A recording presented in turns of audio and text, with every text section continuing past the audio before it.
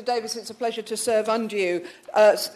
Time is short, and other members here have covered many of the issues that I wanted to raise, and particularly my right honourable friend from Leeds Central, who covered the overall issues so well. I just want to say a little bit about some examples that I've had. Firstly, a man who came to my surgery who lives in a relatively new block. He's got a job in Scotland and therefore needed to move from West London and wanted to sell his flat, and discovered that the people he was going to sell it to couldn't get a mortgage, and he's been waiting for months, toing and froing between the builders and himself and his solicitors and the mortgage company in order to try and find out why there is a delay, because until he gets this sorted, his life is on hold. It appears that the block is not ACM, but maybe HPL, but he's not getting straight answers. Secondly, the Paragon development, built by Berkeley First and Notting Hill Housing Association jointly some years ago now, was featured in Private Eye.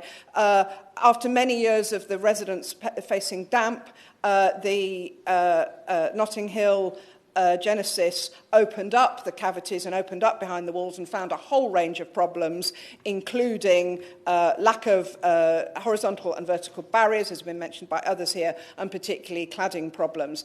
What's worse is that the scaffolding went up over a year ago, and work stopped not long afterwards.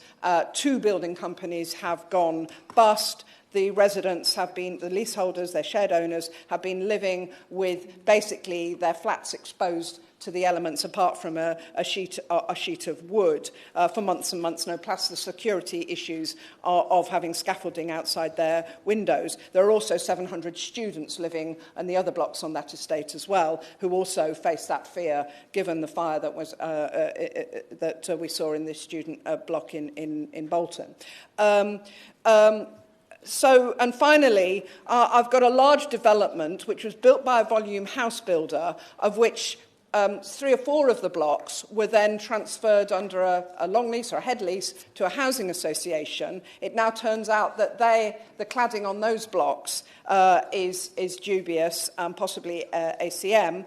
But what we're finding is that while the shared owners and, I have to say, the social rent tenants living in those blocks live in fear and uncertainty, there is a continuous passing the buck between the housing association and the developer over whose responsibility is to pay for the problem.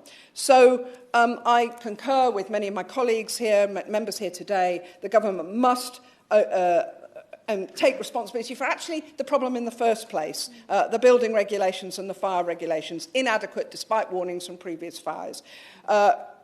Think of the residents not only facing the costs and unable to sell and move on, but living in fear that they could be the next victims of the next fire. Thank you.